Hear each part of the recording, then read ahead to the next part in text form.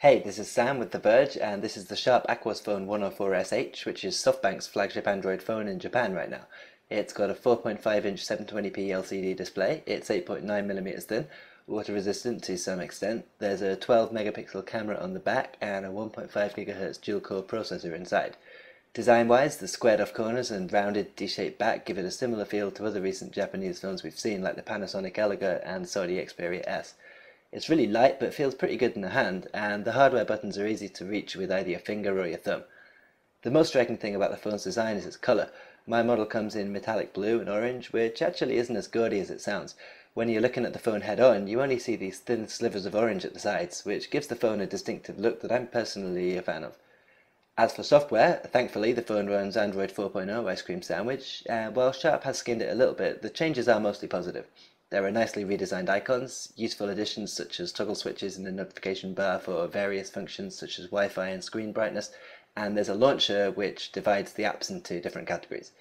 There are a few fairly useless storefronts for different shopping services included, but otherwise there's not much in the way of bloatware, and there are some genuinely important additions for the Japanese market, like the English-Japanese dictionary, earthquake warnings, and a QR code reader.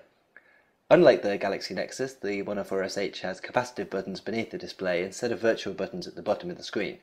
So from left to right you have a menu button, a home button, and a back button. So there's no recent apps button. You access that feature by holding down home for a second or so, and that lets you manage your multitasking with ease using Android 4.0's ability to swipe away apps when you're done using them. A persistent menu button isn't the way Google might like manufacturers to do things, but it's actually a pretty good solution for the 104SH. A lot of apps still do use the legacy menu function, and some phones with different capacitive layouts like the HTC One X and One S have used some pretty awkward solutions to make up for the dedicated buttons loss. The camera app is excellent on the 104SH and gives you a lot of features like burst shooting, macro focus, and slow motion video, along with options like ISO, shake reduction, and exposure compensation that can help make the most out of the 12 megapixel sensor, which can produce some really detailed shots, but also some blurry and noisy ones if you're not careful.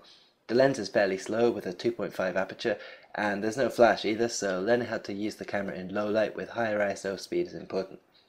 Once you've taken pictures, they look pretty great on the phone's 720p display. Colours tend to be really vivid and accurate, though you do lose a little bit of contrast at wider viewing angles. Sharp turns that into a feature with the veil view mode though, which lowers the contrast to a point where anyone that isn't directly using the phone won't see anything but a geometric pattern, useful for those worried about privacy on crowded Tokyo subways. Overall, I enjoyed my time with the 104SH. It's a really solid device that holds up well against the previous gold standard, the Galaxy Nexus. Performance is faster, it's got a better screen and camera, and the software is comparable, though some will always prefer a stock Android experience. On the other hand, HTC's One X has superior hardware in most respects, but you have to deal with its Sense UI, which could be a deal breaker for some.